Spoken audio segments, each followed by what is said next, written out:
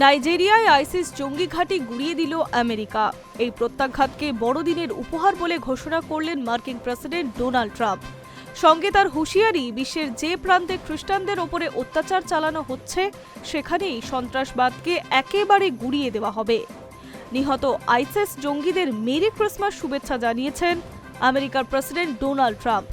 দীর্ঘদিন ধরেই আমেরিকার অভিযোগ, খ্রিস্টানদের ওপরে অত্যাচার চলছে নাইজেরিয়ায়।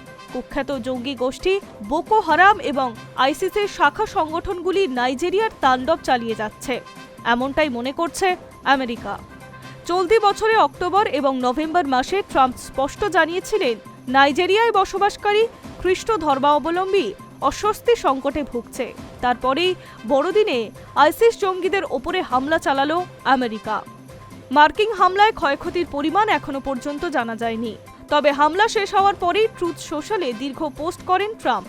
তিনি লেখেন, নাইজেরিয়ার ওপরে পশ্চিম প্রান্তে আইসিস জঙ্গি ঘাঁটিতে বড়সড় হামলা চালিয়েছি আমরা। নিরীহ খ্রিস্টানদের ওপরে দিনের পর দিন ধরে চলছে নির্যাতন এবং এই নির্যাতন চালাচ্ছে জঙ্গিরা।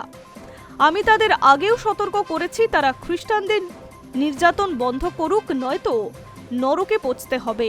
মার্কিন প্রেসিডেন্টের কথায়, নাইজেরিয়ায় যেভাবে হামলা হচ্ছে সেটা একমাত্র আমেরিকাই করাতে পারে। একই সঙ্গে নিজেকে গোটা বিশ্বের খ্রিস্টানদের উদ্ধারকর্তা হিসেবেও তুলে ধরতে চেয়েছেন ট্রাম্প। সোশ্যাল মিডিয়ায় তিনি লেখেন, সন্ত্রাসকে কোনো মতেই মাথা তুলতে দেব না, ট্রাম্পের নেতৃত্বাধীন আমেরিকা। পোস্টের শেষে ট্রাম্পের সদর্প ঘোষণা, সকলকে মেরি ক্রিসমাস। নিহত জঙ্গিদের শুভেচ্ছা জানাই। খ্রিস্টানদের ওপর অত্যাচার চলতে থাকলে এইভাবেই মরতে হবে জঙ্গিদের।